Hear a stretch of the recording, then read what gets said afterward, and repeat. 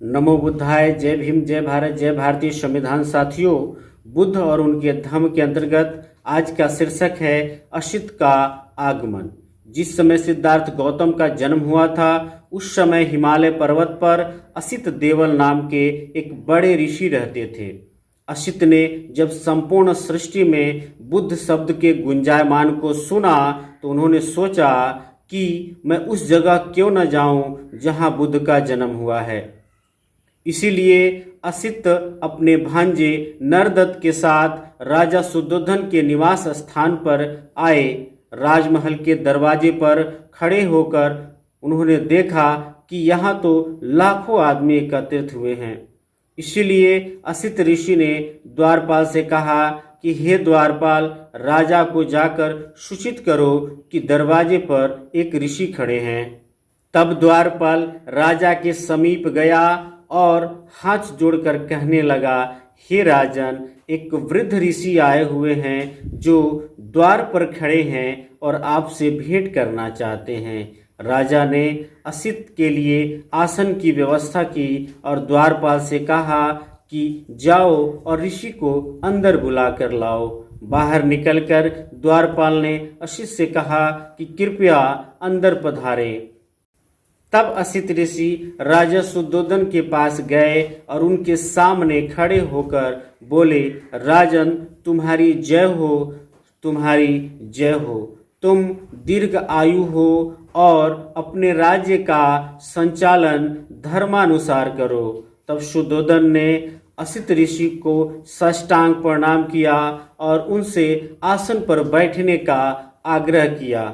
आसन पर बैठने के बाद राजा शुद्धोधन ने पूछा, ऋषिवर, मुझे स्मरण नहीं है कि इससे पूर्व कभी आपके दर्शन हुए हैं। आपके यहाँ आने का उद्देश्य क्या है, कारण क्या है, कृपया उसे बताएं।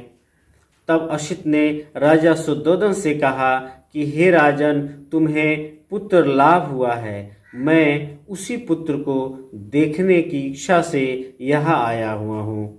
शुद्धोधन ने कहा, ऋषिवर, बालक सोया हुआ है, क्या आप थोड़ी देर प्रतीक्षा करेंगे?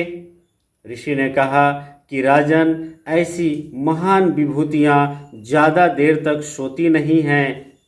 ऐसी विभूतियाँ स्वभाव से ही जागृत होती हैं। तब बालक ने यानी सिद्धार्थ गौतम ने असित ऋषि पर अनुकंपा करके जागृत होने का संकेत दिया। यह देखकर कि बालक जग गया है, शुद्धोधन अपने दोनों हाथों से बालक को अच्छी तरह संभालकर असित के पास ले आए। असित ने देखा कि बालक 32 महापुरुष लक्षणों और 80 अनुव्यंजनों से युक्त हैं। उनका तेजोमंडल विशाल प्रकाशमान को धारण किए हुए है। ऋषि के मुख से अनायास ही यह पवित्र शब्द निकल पड़ा कि निसंदेह जगत में अच्छा हुआ है कि इस अद्भुत पुरुष का आविर्भाव हुआ है। ऋषि ने आसन से उठकर दोनों हाथ जोड़े और उनके पैरों पर गिर पड़े। उन्होंने बालक की परिक्रमा की और उनको अपने हाथों में लेकर विचार मग्न हो गए। असित ऋषि पहले से यह जानते थे कि गौतम की तरह जिसके शरीर में 32 महापुरुष लक्षण होंगे, उसकी केवल 2 ही गतियां होंगी, तीसरी गति नहीं हो सकती है। यदि वह गृहस्थ जीवन में रहा तो वह चक्रवर्ती सम्राट बनेगा, लेकिन यदि उसने घर का त्याग कर दिया तो वह सम्यक संबुद्ध बनेगा। असित ऋषि पूर्ण आश्वस्त थे कि यह बालक गृहस्थ जीवन में नहीं रहेगा। बालक की ओर देखकर असित ऋषि सिसकियां भरकर रोने लगे और आंसू बहाने लगे। शुद्धोधन ने असित ऋषि को सिसकियां भरकर रोते और आंसू बहाते हुए देखा। ऋषि को इस प्रकार रोता हुआ देखकर शुद्धोधन के रोंगटे खड़े हो गए और दुखी होकर असित से कहा, हे ऋषिवर, आप क्यों रो रहे हैं, क्यों आंसू बहा रहे हैं और क्यों इतनी गहरी सिसकियां भर रहे हैं? भविष्य में बालक के लिए कोई अशुभ तो नहीं है। इस पर असित ऋषि ने राजा से कहा, हे राजन, मैं बालक के लिए नहीं रो रहा हूँ, उसका तो भविष्य निर्विघ्न है, मैं तो अपने लिए रो रहा हूँ। शुद्धोधन ने पूछा, लेकिन ऐसा क्यों?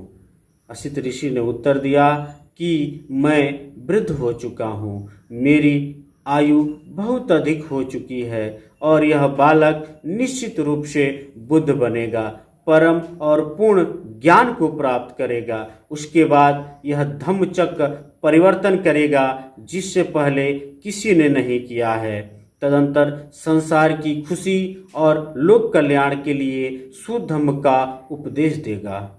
जिस श्रेष्ठ जीवन की, जिस सद्धर्म की यह घोषणा करेगा, वह आदि में कल्याणकारक होगा, मध्य में कल्याणकारक होगा और अंत में भी कल्याणकारक होगा। वह अर्थ और भाव से निर्दोष और पूर्ण होगा, वह परिपूर्ण और शुद्ध होगा। जिस प्रकार गूलर का फूल कभी कभी किसी स्थान पर उगता है, उसी प्रकार कभी कभी किसी स्थान पर अनंत युगों के बाद इस संसार में सम्यक संबुद्ध की उत्पत्ति होती है। इसीलिए हे राजन, निश्चित रूप से यह बालक महाज्ञान को प्राप्त करेगा, सम्यक संबुद्ध होगा, फिर अनंत जीवों पर दया करके दुख के सागर से पार कर सुख की अवस्था में ले जाएगा। लेकिन मैं उस बुद्ध को नहीं देख पाऊंगा, इसीलिए हे राजन, मैं रो रहा हूँ, जोर जोर से सिसकियाँ भर रहा हूँ कि मैं उस बुद्ध की पूजा नहीं कर पाऊंगा। तब राजा ने महान ऋषि असित और उनके भांजे नरदत्त को अनुकूल भोजन कराया, उन्हें वस्त्र दान देकर उनकी परिक्रमा करके वंदना की। तब असित ऋषि ने अपने भांजे नरदत्त से कहा, जब कभी भी तुम सुनो कि यह बालक सम्यक संबुद्ध हो गया है, तब उसके शिक्षण में शरण ग्रहण जरूर करना। यह तुम्हारे सुख, कल्याण और प्रसन्नता के लिए होगा। इतना कहने के पश्चात असित ने राजा से विदा ली और अपने आश्रम को चले गए।